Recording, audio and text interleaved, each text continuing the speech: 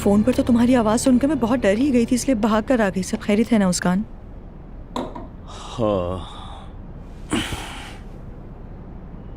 मैं अपने मसाइल बताकर तुम्हें परेशान नहीं करना चाहता। छोड़ो ये सब, ये मसला भी हल हो जाएगा। हाँ हाँ मुस्कान, मैं जानती हूँ, लेकिन फिर भी बताओ तो सही क्या हुआ। हम इस पर कई बार बात कर चुके हैं, दोबारा वही बात नहीं दोहराना चाहता मैं।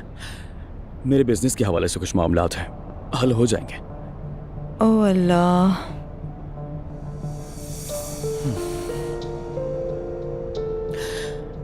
कभी कभी सोचता हूँ कि सब कुछ बेच दूं, बोट, गाड़ी, घर, सब कुछ। उर्ला वाले फार्म हाउस पर तन्हाई के दिन गुजारूं। ज्यादा पैसा, ज्यादा परेशानियां। बस करो मुस्कान, इतना परेशान होने की जरूरत नहीं है। हद करते हो तुम।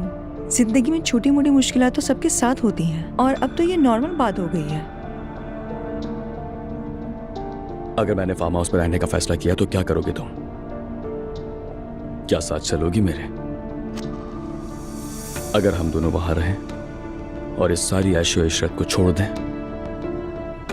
मेरे लिए तो ये खूबसूरत ख्वाब है। अगर तुम मान जाओ तो शायद ये ख्वाब ना रहे। तुम मेरी सिचुएशन जानते हो मुस्कान। मालूम है, मालूम है। बस हकीकतों से थोड़ा भागने के लिए ख्वाब देखने की जरूरत होती है। कल मेरे लिए बहुत मुश्किल दिन रहेगा।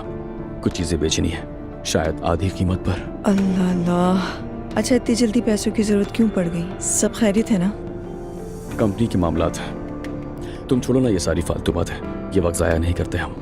मुस्कान देखो, इस वक्त मेरे पास कुछ पैसे हैं, तुम जानते हो। नहीं करो यार, मैं तुमसे पहले ले चुका हूँ, अब ये मुमकिन नहीं है। अच्छा, फिर तुम अकेले ही उर्ला के घर में रहना, समझे? और आज रात भी तुम यहाँ अकेले बैठे रहना, मैं जा रही हूँ। Okay Mary, bye. आज यहीं रुक जाओ ना, मुझे तुम्हारी बहुत जरूरत है।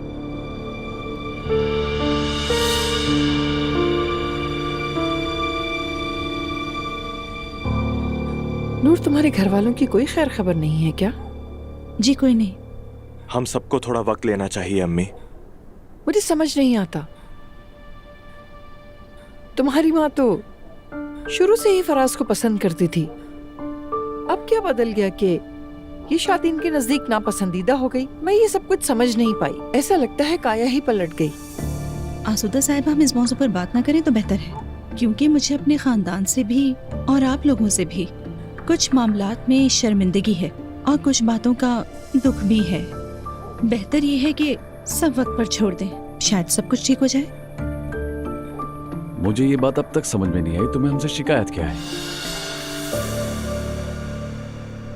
बेगम, आज मैंने कंपनी में इतना काम किया कि बस उफ, एक तूफान की तरह इधर से उधर भागता रहा। अगर इसी तरह काम करता रहा तो जल्द हमें बहुत कामयाब बना दूंगा। अच्छा चलो देखते हैं फराज, तनख्वाह पे जिंदगी कैसे गुजरती है ये भी देख लो। मैंने भी काम शुरू कर दिया है, आज खत्ताती स्टार्ट कर दी है। वाह जबरदस्त। फिर दुकान कब खोल रहे हैं हम? अभी इसमें थोड़ा वक्त लगेगा। 2 दुकानें साथ साथ नहीं हो सकती, ये पॉसिबल ही नहीं। डेफिनी के साथ नाइंसाफी होगी। हमने तुम्हारी ही वजह से उसे उस बड़े होटल में जगह दी, अब कुछ नहीं हो अल्लाह सकता। अल्लाह, ना निकालने की बात करे ना बेचने की। आसूदा साहिबा, सब अपने काम में लगे हैं, सब कुछ तो ठीक चल रहा है, आखिर प्रॉब्लम क्या है? फराज अम्मी मैंने अपने चचा से इजाजत ली है। मतलब मुझे कुछ कहने का हक नहीं? मैंने ऐसी कोई बात नहीं कही। मैं ये सब तुम्हारे लिए कह रही हूँ नूर। अगर डेफिनी के साथ तुम्हें कोई मसला है तो जाकर अपनी दुकान खोल लो। वैसे एक बात कहूँ तुम्हें, तुमने फराज को पहले भी उस लड़की के साथ देखा है, और अगर तुम्हें फर्क नहीं पड़ता तो ठीक है,